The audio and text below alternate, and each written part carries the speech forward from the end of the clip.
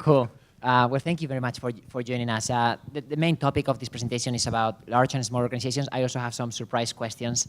And I want to take a couple of questions from Twitter. So if you have anything that you want to ask, just tweet with the hashtag ProdCon, and I'll try to pick one or two at the end.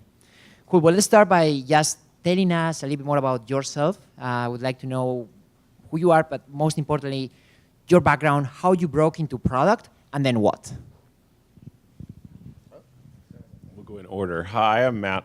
I'm originally from Seattle. I moved down here in 2010. I'm going to go fast, like we're going to go light speed. 2010, moved down here. I worked as a contractor at Google as a recruiting coordinator for the sales and GA department. I then was converted to a full-time employee, yay, at a good time of hiring. I then moved into community management in the ConOps department. I was a community manager for several products, including Google Voice. If you have questions about these products, feel free to ask me about them later. Google Voice, I was Calendar a brief period, as well as Blogger and Google News.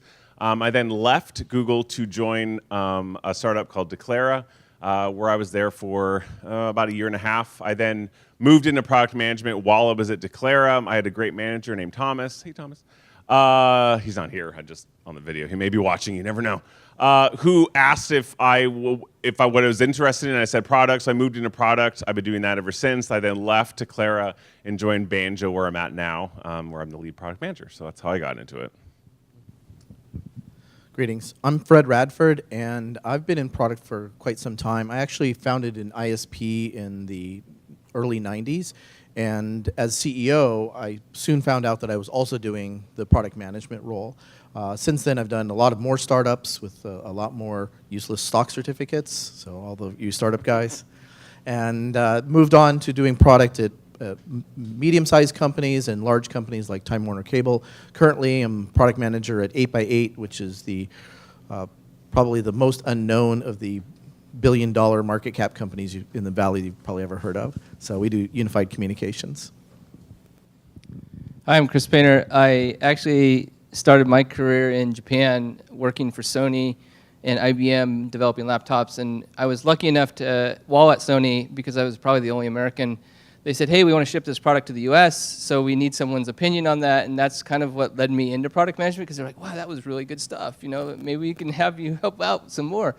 So that's what got me into product management, and then from there, I got kind of tired with the big company and did my own startup. Moved up into the Valley when I did that for a while, and then went back to Amazon, and then eventually at GoPro, and now back into the startup world, doing autonomous delivery robots and cool stuff like that. Cool. So my first question is actually for Chris. It's about hardware versus software. Of course, most of the talks that we've seen here today are related to software, but there is always an interesting overlap between software and hardware, and Chris has a lot of experience building physical and digital products. So I would like to know from your perspective, what are some of the main differences and how you can connect both worlds, like on Amazon, as you did with the Fire Stick TV or with the GoPro? Yeah, I mean, I think, I mean, there's lots of, hardware definitely is not one of those things like in the software world where you can, we talk a lot here about lean processes and things that you can iterate on very quickly.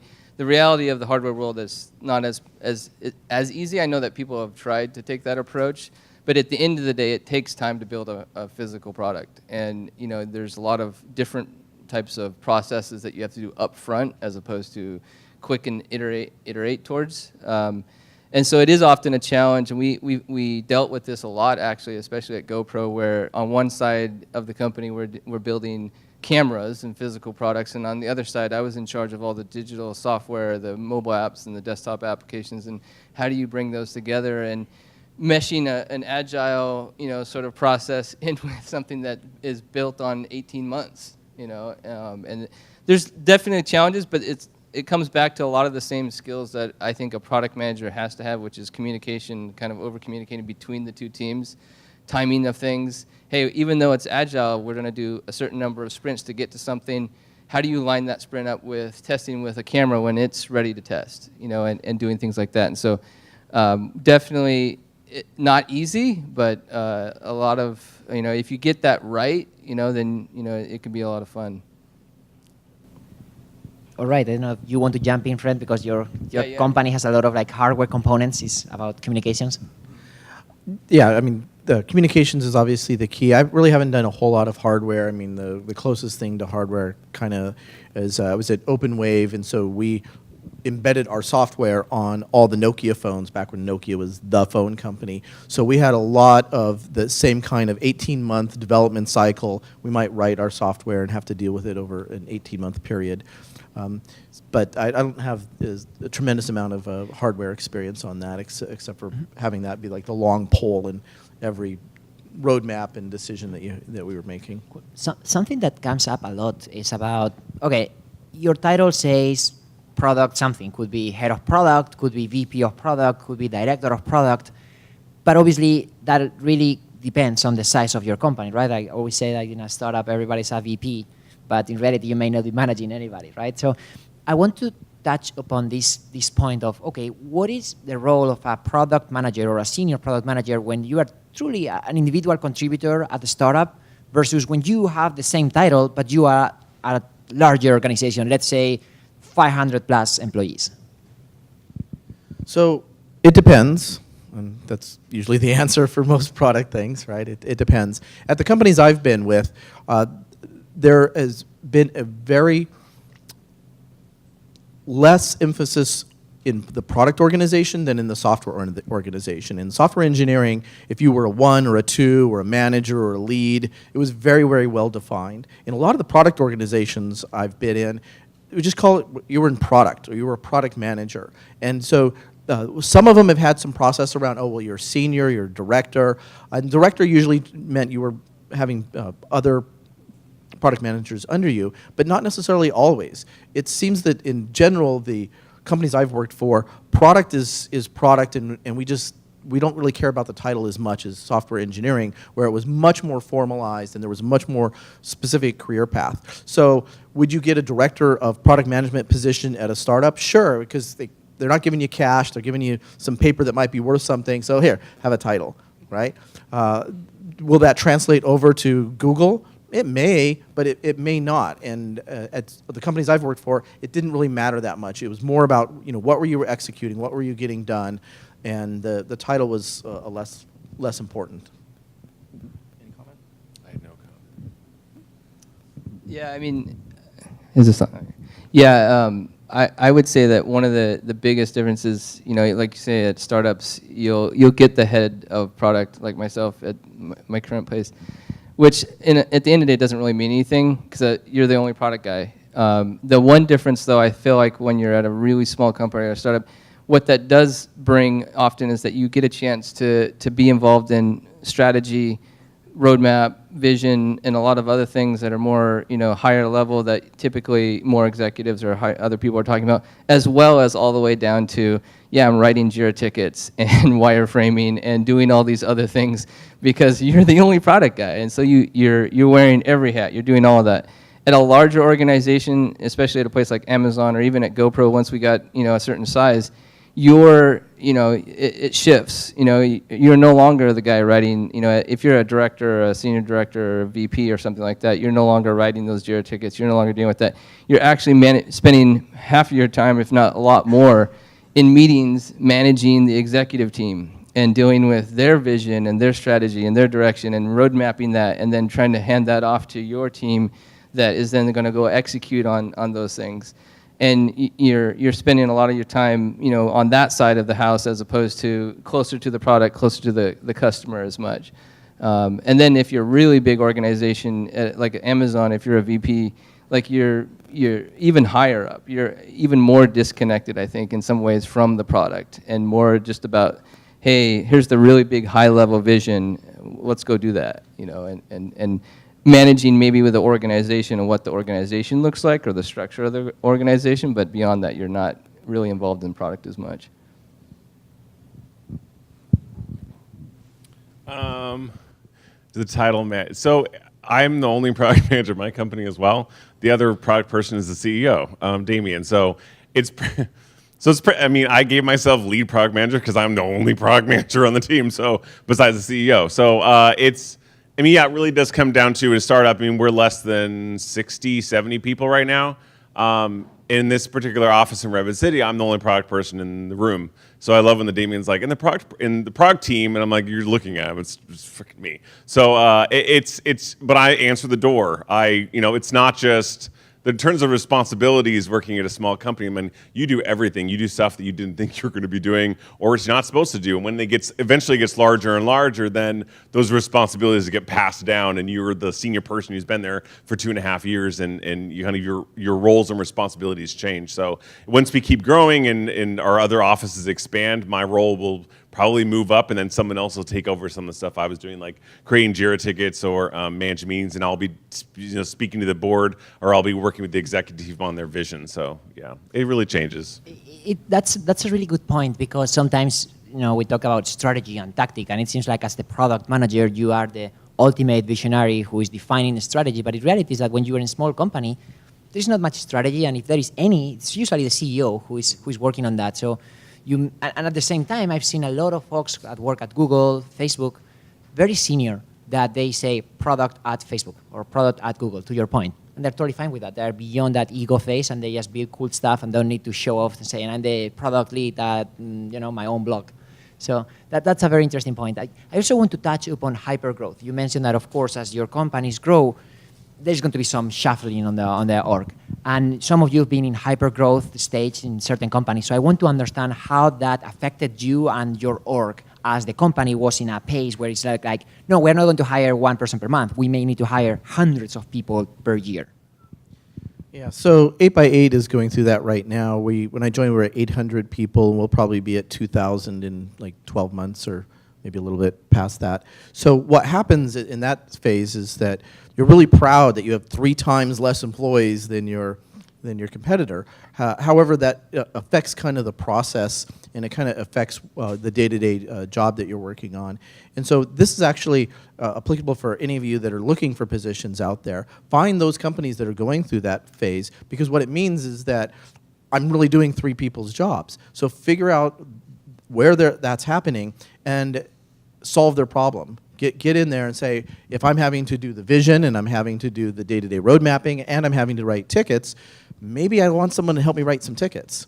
And as those start to get cleaved off, that's where the job opportunities really can come from.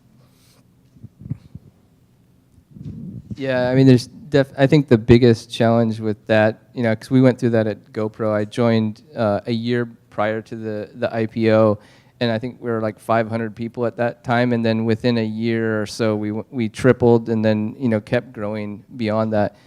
And the biggest challenge at first was we were in a smaller space. I knew everybody. You could communicate super easy to everybody in the room. We're all talking, and we all had a simple platform that we could communicate. We used HipChat at the time, I think, and before Slack got really popular. But then all of a sudden it grew so fast. We had teams spread out across different offices, and we had different teams that we had to deal with. So the communication challenges just skyrocketed. And then people were on different platforms. Some people are like, hey, let's use Slack. Well, wait, we're still on this other thing. And now the communication problems just got exacerbated drastically. And that's one of the biggest challenges, is just getting everyone organized and on the same page. And that is one of the pain points, I think, as a product person, because you have to make sure everyone's aligned. You have to make sure everyone understands your products. And so you're constantly over-communicating things to make sure that everyone in the organization is clear about what it is that you're working on. So that's definitely a big challenge there. I want to follow up on that, because it's very important. When you are being a good product manager at an organization of, let's say, 100 to 500 people, doesn't mean that it's going to make you a good product manager at an organization of 2,000 people. So what are some of the skill sets that you felt like you had to learn to be able to continue growing at the same pace as your company?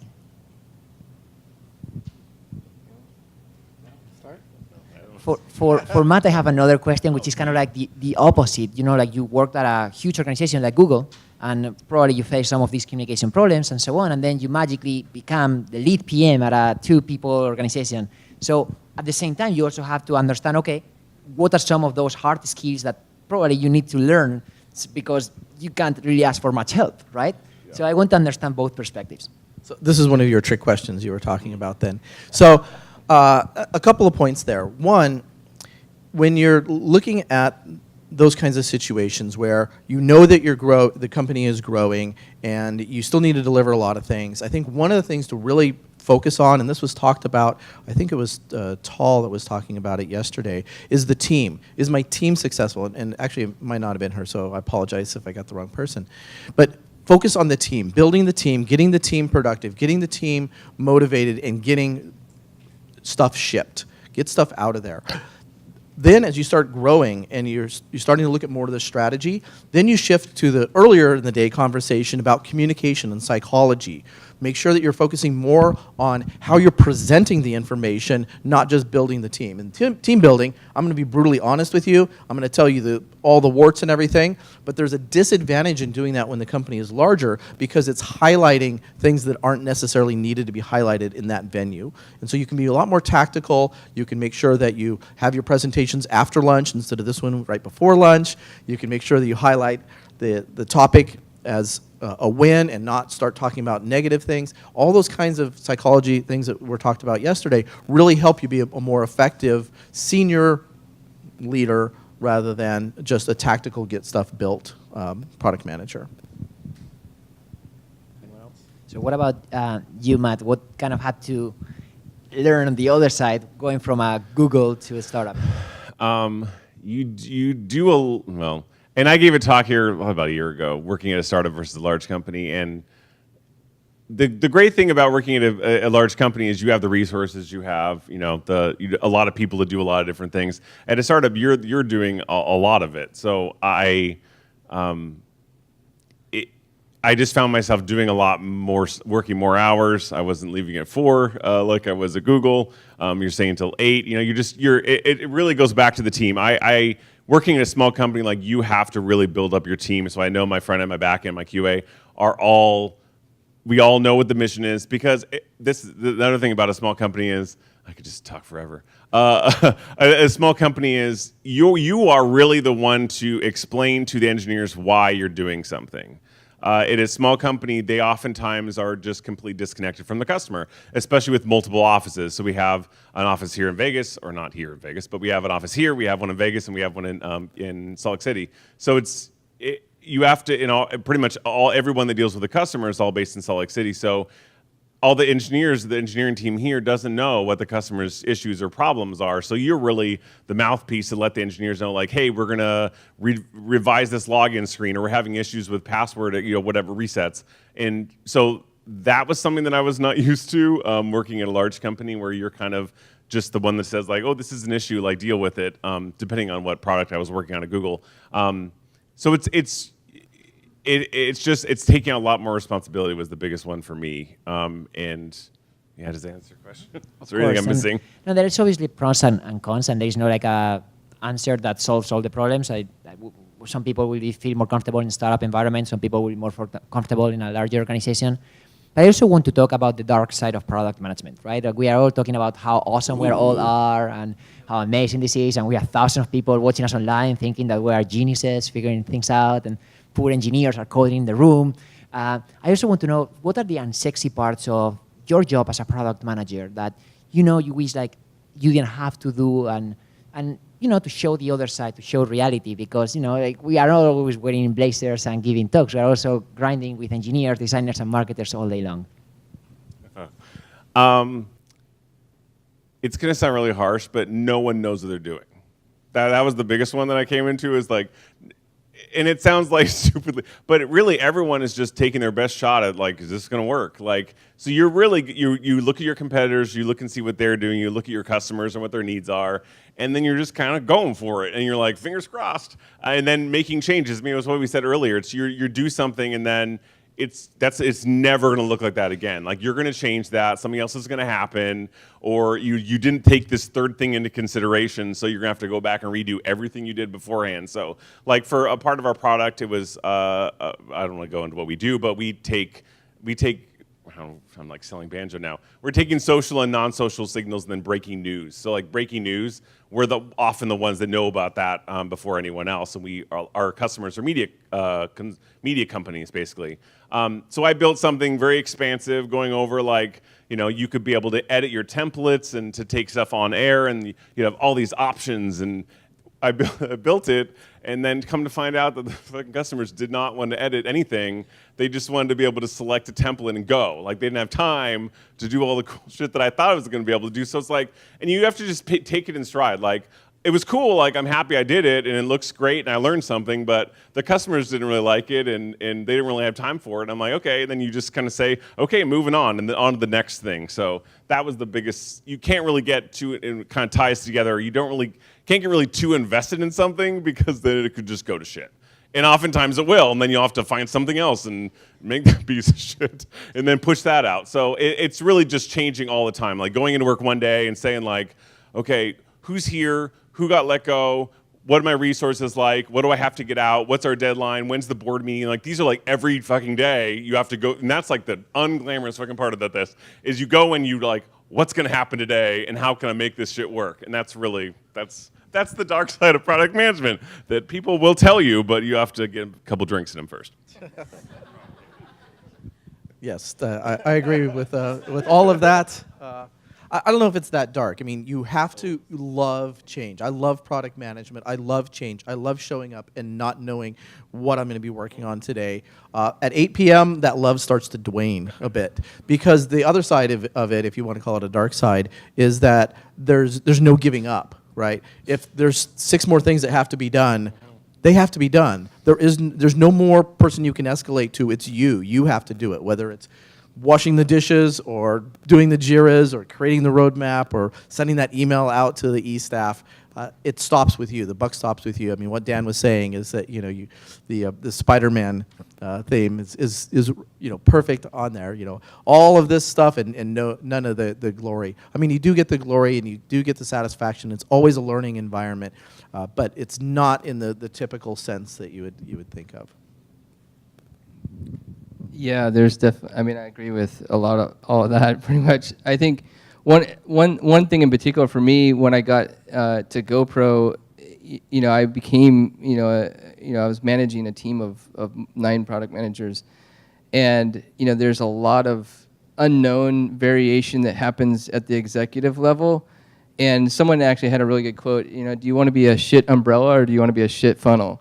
And so do you want to pass all that unknown variability, craziness that happens at that level down to your team, or do you want to actually protect them and absorb all of that yourself and let them get their job done and actually make progress? And that, dealing with that is not fun, it's not sexy, it's painful in many ways.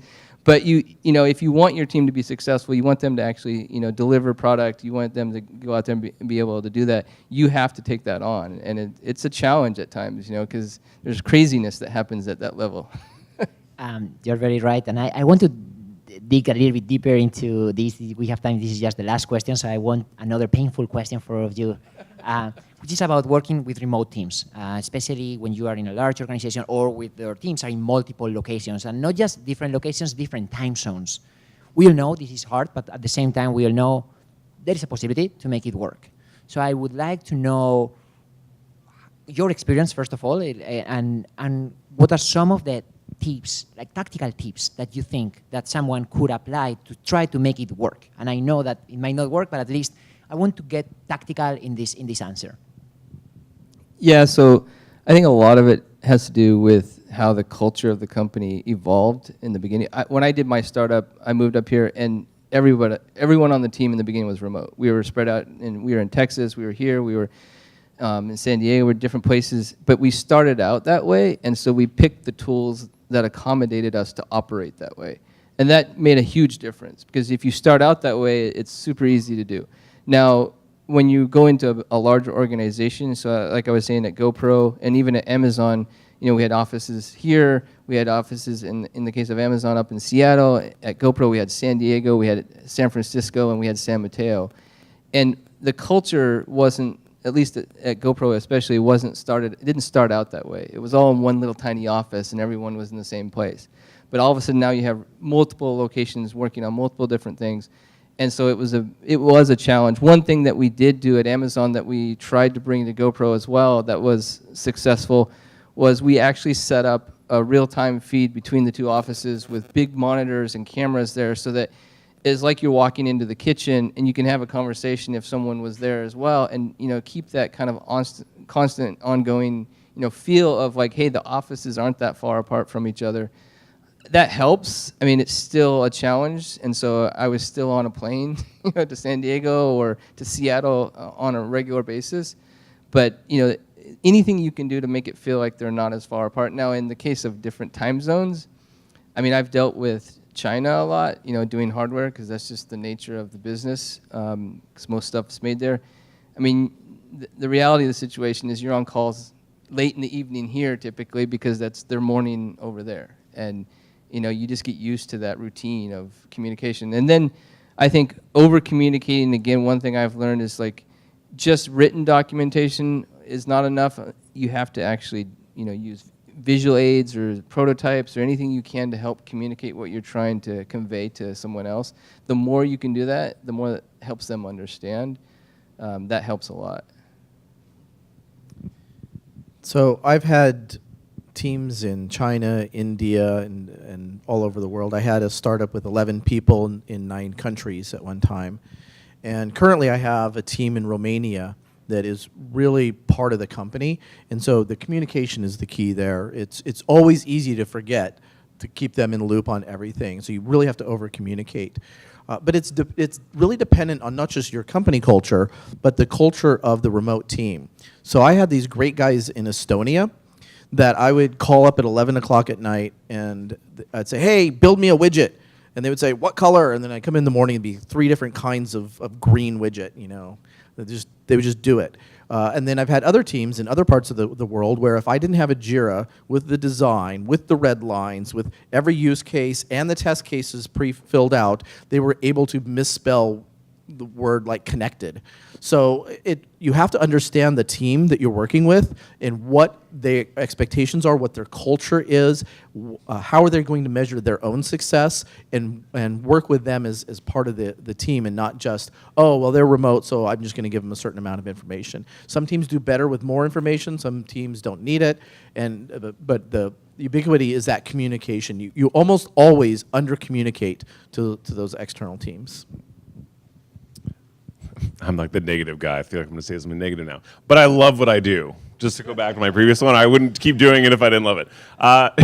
In terms of communication, where I'm at now, we have a couple different offices to kind of piggyback what these guys are saying. We do have a live feed of all 3 offices, of our Vegas office as well as our Park City office, particularly for engineers. If they have questions about, a junior front end is in, Park City and the manager is here in Redwood City, like if they can just quickly go over to the, whatever. And we use Slack as well as a big one for us. We do scrums every morning. So I just want them to feel like I'm there. I think a big part is actually going there in person, in presence, whether they come to you or you go to them. We have a policy that every new person that starts comes to this office here in Redwood City, because then they can meet a majority of the engineering team, since the majority of the business side is all in Park City.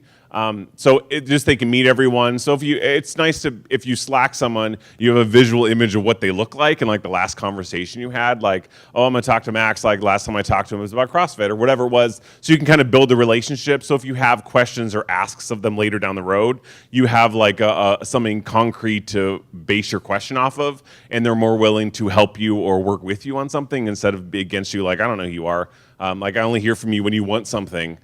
Is a big part for the Park City office. My last company, we had an office in Boise. We had one in Mexico City, Singapore. So it was a little bit more remote, and it was a disaster, which is why I left.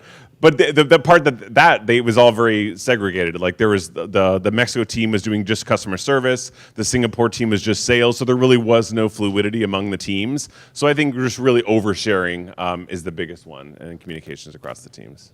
All right. Well, thank you so much for your time. This was great. Let's give it up for Chris, Thank Fred, you. and Matt.